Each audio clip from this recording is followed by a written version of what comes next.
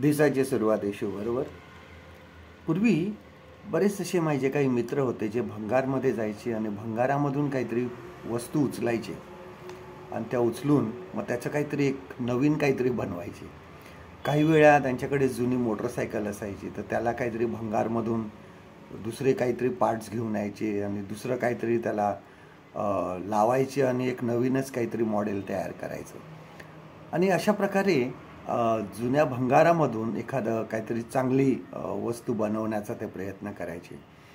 आज आपल्या शाळांमध्ये सुद्धा माझ्या मुलीच्या शाळेमध्ये त्यांना काहीतरी एक ॲक्टिव्हिटी दिली जाते की बेस्ट आउट ऑफ वेस्ट, म्हणजे जे आपण फेकून दिलेलं आहे किंवा काय केलेलं आहे अशांपासून, अशा गोष्टींपासून काहीतरी नवीन बनवा, काहीतरी चांगलं बनवा.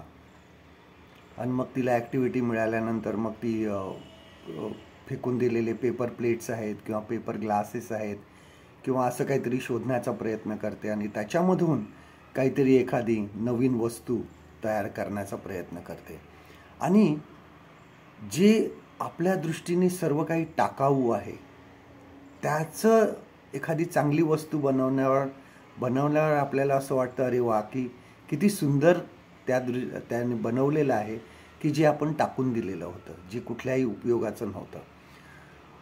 प्रगटीकरण 21वा अध्याय आणि 5वं वचन ज्यावेळेस आपण वाचतो त्यावेळेस आपल्याला हे समजतं की सर्व काही नवीन होणार आहे.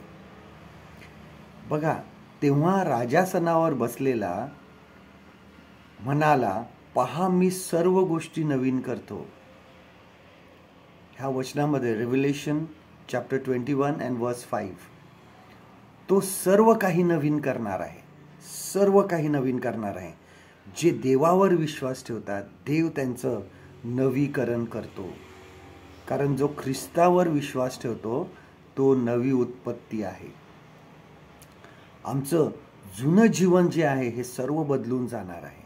आम्ही त्याच्याबरोबर राहायला जाणार आहोत. ते त्या ठिकाणी सार्वकालिक जीवन असणार आहे, जिथे दुःख नाही, आजार नाही, अश्रू नाहीत. आम्ही त्याच्याबरोबर सदा सर्व काळ राहणार आहोत. आज हे 2023 जे आहे हे वर्ष निघून जाणार आहे.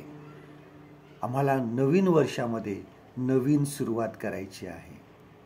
आपल्या जुन्या जीवनाचे आपण नवीन जीवनामध्ये रूपांतर करणार आहोत.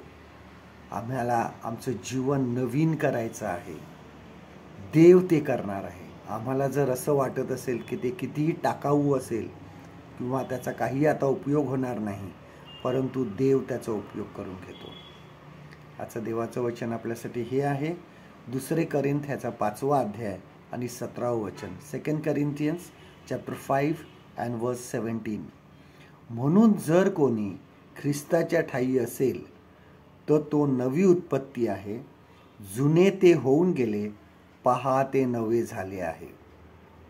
परमेश्वर करू आजचा दिवस तुमचा आशीर्वादित करू.